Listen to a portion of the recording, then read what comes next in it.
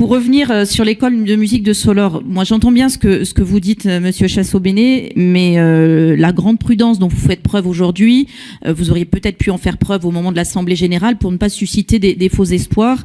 Vous auriez pu effectivement, je pense que vous saviez déjà que le conseil municipal se tiendrait en cette période, vous auriez pu effectivement faire preuve d'un petit peu de mesure et de dire que vous chercheriez des solutions en évoquant toutes les difficultés qui pesaient sur les réponses à apporter.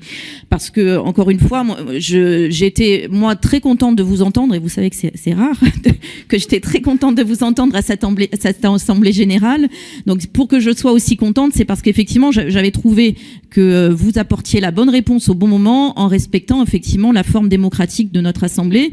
Donc, pour une fois, j'avais absolument rien à vous reprocher. Et donc là, vous me décevez parce que je m'en veux moi-même de vous avoir cru. Et j'entends ce que vous dites, mais quand vous êtes allé devant l'Assemblée générale, tout ce que vous dites sur leur modèle économique qui vous pose des questions, etc., vous aviez déjà les éléments, vous aviez déjà rencontré la présidente, ça a été rappelé par Lionel Boucher quand il nous a fait la chronologie, fin novembre, et donc effectivement, tous ces questionnements-là, quand vous apportez une réponse mi-décembre, on espère que vous avez levé ces doutes, parce qu'autrement, pourquoi vous engagez aussi clairement alors que vous vous rendez compte a posteriori, c'est pas résolvable. Ce matin, en conférence des présidents, nous avons eu une discussion extrêmement intéressante avec les différents présidents et présidentes de groupe sur la question de la réserve du maire, puisqu'il avait été évoqué que la réserve du maire pouvait être la solution pour apporter une solution exceptionnelle. Pour le coup, nous ne sommes pas opposés à ce qu'il y ait des aides exceptionnelles avec cet outil qui justement est là pour venir répondre quand les autres enveloppes de droit commun ne fonctionnent pas. La seule chose que nous demandons, c'est que ça puisse se faire de manière transparente et concertée.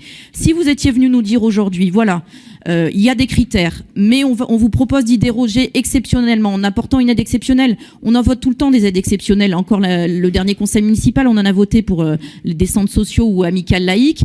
Et effectivement, il y a beau y avoir des critères, etc. Quand une structure est en difficulté, plutôt que de dire « Ah ben oui, on aimerait bien qu'elle survive », on déroge un tout petit peu aux critères en apportant une aide exceptionnelle, et ça ne crée pas de jalousie vis-à-vis des autres structures parce que tout le monde est bien content que la structure d'à côté ne se casse pas la figure. Donc vous nous auriez dit aujourd'hui, voilà, je n'avais plus de crédit sur l'enveloppe qui est destinée aux écoles de musique. On est hors critères, mais je vous demande d'accompagner effectivement les efforts qui sont faits par l'association par une aide exceptionnelle. C'était à nous, groupe appartenant à la majorité ou n'y appartenant pas, de décider si on acceptait collectivement ou pas ces dérogations dans la mesure où elles étaient faites de manière transparente, et je pense que personne n'aurait trouvé à redire à tout cela. Et au regard des interventions des différents groupes, et vraiment vous avez tout l'échiquier politique qui s'est exprimé d'une voix assez unanime, je pense qu'on aurait pu trouver un accord pour l'intérêt général de cette structure, de ce quartier.